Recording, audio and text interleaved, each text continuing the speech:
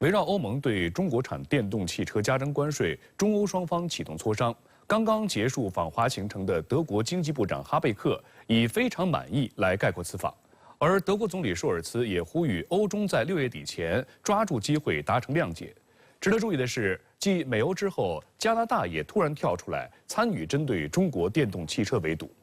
本月21号至23号，德国副总理兼经济和气候保护部长哈贝克率团先后访问了北京、上海和杭州。目前，正当舆论对中欧贸易摩擦是否会升级为贸易战担忧之时，哈贝克此次访华也备受关注。22号，中欧双方商定就欧盟对华电动汽车反补贴调查案启动磋商。有德国媒体认为，中欧宣布展开关税争端谈判，对哈贝克而言是一个巨大成功。据德国新闻电视台23号报道，哈贝克在结束中国之行时以非常满意来概括此次访问。他还表示，如果因欧盟提高关税而引发欧中贸易战，所有人都将是输家。另据德新社报道，截至当地时间24号中午，欧洲汽车板块整体上涨1.4%，而在德国 DAX 指数中，宝马、保时捷、大众和奔驰等德国汽车制造商的涨幅位居前列，达1.38%至2.73%。那么这将给中欧双方呢就电动汽车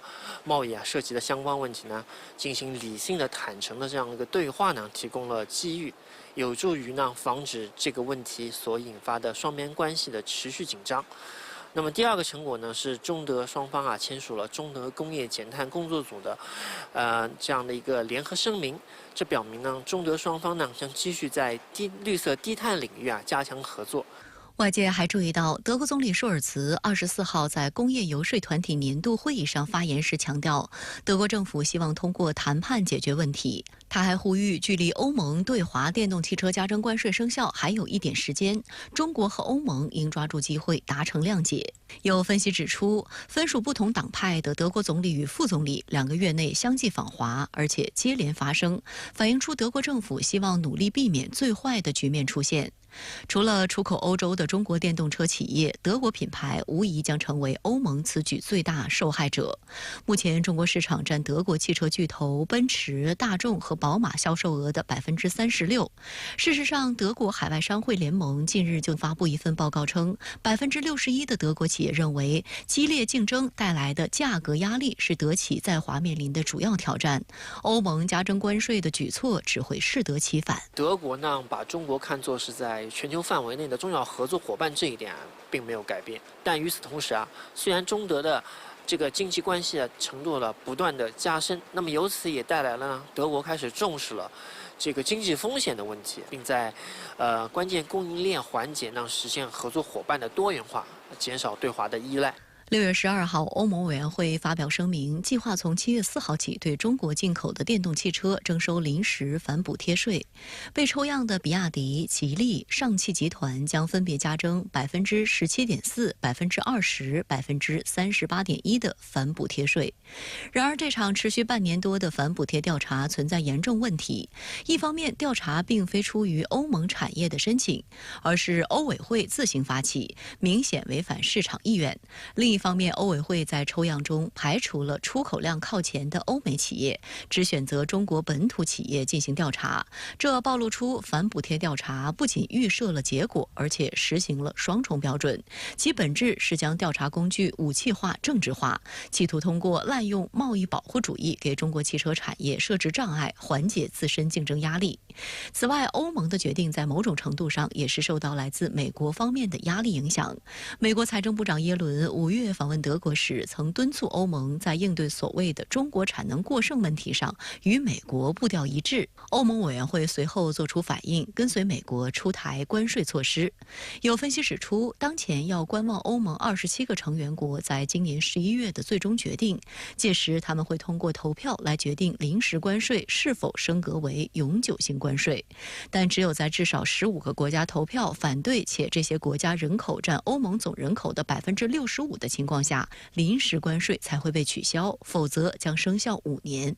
值得注意的是，继美国与欧盟之后，加拿大财政部突然于当地时间24号宣布，将从7月2号起就如何应对中国产电动汽车进口展开为期30天的政策咨询，以防止因加拿大贸易伙伴近期采取的行动而造成的贸易转移现象。根据加方说法称，汽车制造业直接为加拿大提供了超过12.5万个工作岗位，而美国和欧盟近期针对中国产电动汽车采取的保护措施，有可能导致大量中国电动汽车涌入加拿大市场，将削弱包括加拿大在内的全球电动汽车生产商的盈利水平。对于加方跟风炒作所谓产能过剩，在25号的外交部记者会上，发言人毛宁作出回应。我们始终认为，将经贸问题政治化、人为的设置贸易壁垒，只会破坏中加或者是世界的正常的经贸合作，会损害国际产供链的稳定和全球应对气候变化的努力，不符合任何一方的利益。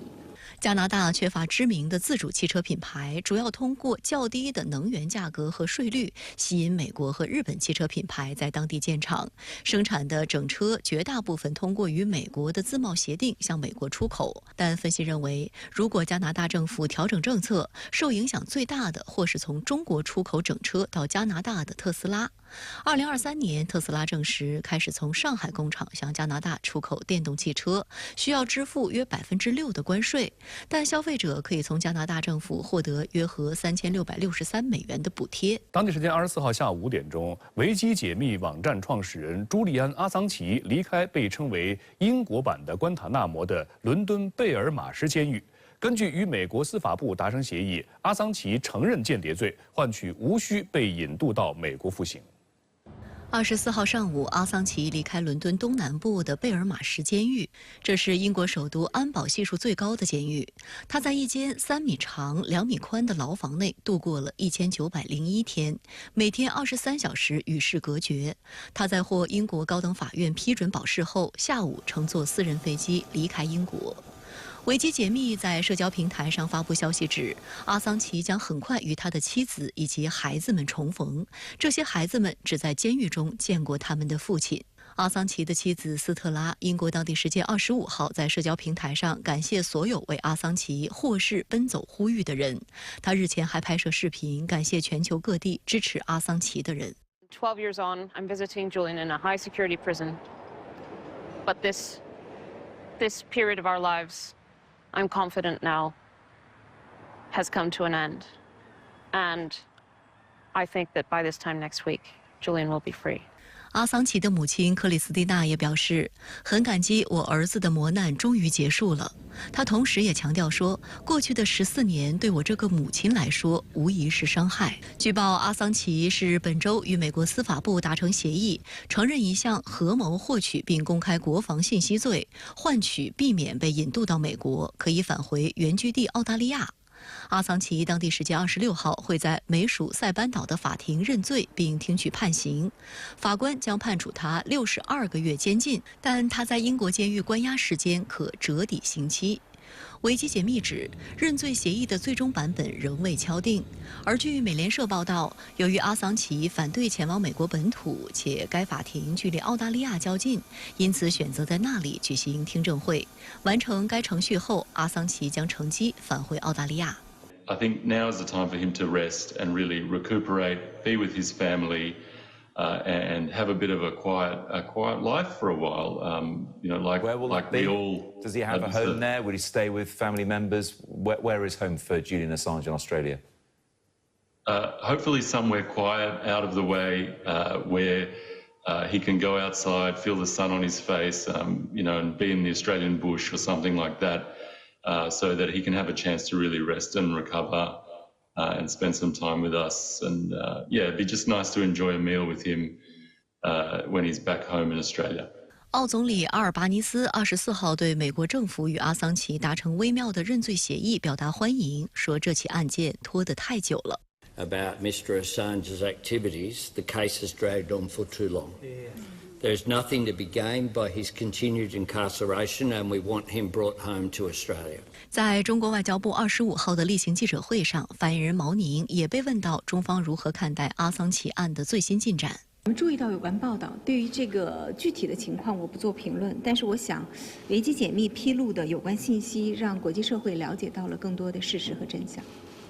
维基解密自2010年以来曝光大约70万份美军机密文件和美国国务院外交电报，涉及美军在伊拉克和阿富汗犯下战争罪行，在古巴关塔纳摩海军基地监狱虐待在押人员，令美国政府颜面扫地。其中一段拍摄于2007年的视频显示，一架美军阿帕奇武装直升机在伊拉克射杀平民，导致包括2名路透社员工在内的10余人死亡。美国联邦检察官对阿桑奇提出18项指控，最重可判175年监禁。今年3月，英国最高法院裁定，美方需首先保证阿桑奇在美国的待遇，包括免受死刑等，否则不会立即引渡他到美国受审。考虑到英国大选将于下周举行，政权预计将发生更迭，或导致阿桑奇的引渡协议有变数。加上美国大选选情焦灼，阿桑奇最终和美国拜登政府达成妥协。德国《世界报》称，美国政府对公开其丑闻者进行报复，以及英国司法部门沦为帮凶。